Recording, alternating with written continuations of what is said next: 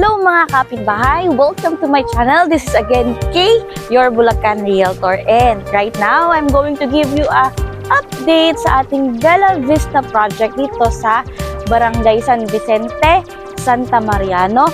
So guys, so nakikita nyo sa aking likuran, syempre, excited ako sa inyo na bigyan kayo ng update sa mga amenities natin dito sa Bella Vista 1. So, alam niyo naman guys, na ang ating phase 1 ay sold out na, pero ayan, restart nang i-develop ang ating mga amenities. So, ito ang ating clubhouse, then basketball court, tapos na ang basketball court natin, and syempre, open, huwag kayong malungkot kung interested kayong mag-purchase ng house and lot or unit dito sa ating Bella Vista project. Meron pa tayong phase 2, and kung bago kayo sa vlog ko, bibigyan ko kayo ng house tour sa ating project dito sa Bella Vista. So, come with me, let's have a house tour sa ating 2 model units na si Beatrice at si Bettina.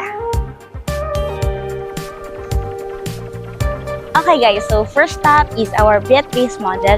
So if you're looking for a single attached house and lot na may 3 bedrooms, 2 toilet and bath, 2-story with carport, with provisions of carport, syempre, recommend ko sa inyo si Beatrice model, no? With balcony na to guys, and syempre may storage room na to. So, sa face niya, so mapapansin nyo guys, so ang balcony niya is nasa harapan na you can extend naman hanggang sa side ng iyong lot para mas maging maluwag yung balcony mo. And kung mapapansin nyo guys, dalawa ang kanyang door sa harapan. So, the left side ko is yung door niya doon is yung storage area niya. And syempre, yung nasa harapan is yung kanyang main entrance patungo sa bahay. So guys, pag tinurn over siya, complete finish na siya with tiles, with partitions, with paints. Ang ano lang doon is kayo na pong bahala na magpagawa ng inyong fences para kumbaga magkaroon ng uniqueness yung bahay nyo. So let's have a tour para makita natin yung interior and outside facade ng inyong lote, no?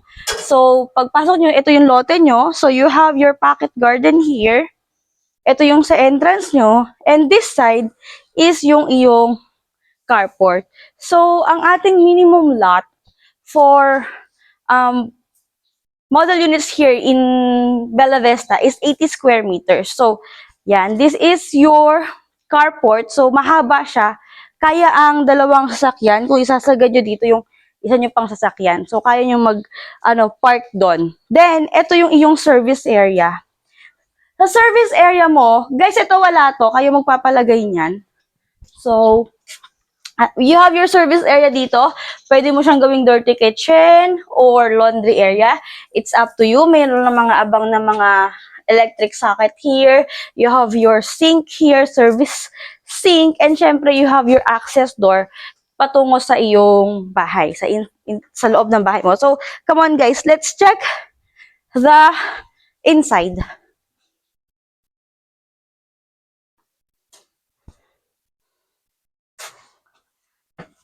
This is our guys, the storage area. So, malaki ang storage area ni Beatrice model. So, I'm 5 foot tall and may space pa ang ulo ko. And you still have your space here. Actually, this is the underneath ng iyong staircase. So, ang taas niyan is yung staircase mo. And, guys, are you excited? So, let's go inside and check our Beatrice model. So, this is our Beatrice model. So, complete finish na guys, except with the color of the wall. So, this is wallpaper. So, pag tinurn over sa inyo to, it's white painted walls, no? Then, pag tinurn over, you have your 60 by 60 glossy tiles here. You have, ito yung iyong dining area. Ito yung dining area mo. So, pasok ang 6-seaters na dining table. And ito yung iyong access door sa service area. So, this will be your kitchen, or it's up to you kung gagamitin mo siya as kitchen. Pero ito, kasama ito sa turnover. Itong iyong countertop, sink, and cabinet. Ang wala lang sa turnover, guys, ito and ito. So, yan. Siyempre. So, this is your first floor. ito naman ang iyong first toilet and bath. So, let's check our first toilet and bath. So, this one is your first toilet and bath. So, complete finish na yan, painted walls, tiles, and you have your elevation here. Siyempre, again, to prevent spillage of water kung nag-shower ka going to the toilet, no? So, that's our first toilet and bath. So, guys, excited na ba kayo to see our second floor? So, let's go up. Akyat tayo sa ating second floor. So, ang stairs natin is made of wood and composed of our steel side rails. Meron kang daylight window here para maliwanag ang ating second floor pag pumapasok. So, this is your access to your balcony. So, this one is your balcony. And guys, say hello to Nicole. Nagpa-vlog kami. So, ayan, ang best friend ko, si Nicole. Meron siyang schedule ng tripping. Kaya ba nakaganon ka? Okay, guys. So, let's continue our tour. May special appearance pa tayo. So, again, guys, we have 3 bedrooms here. And yung second toilet and bath. Tingnan mo natin yung second toilet and bath natin.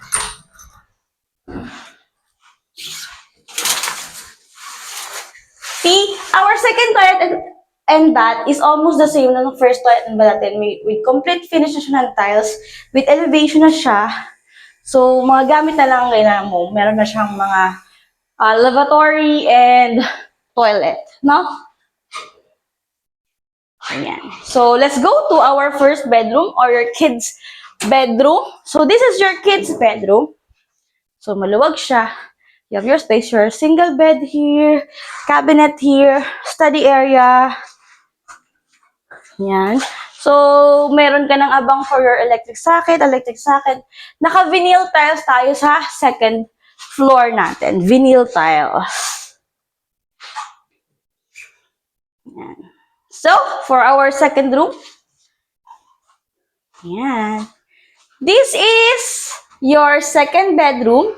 Perfect for your teenage. No? Maluwag siya. You have your one window here.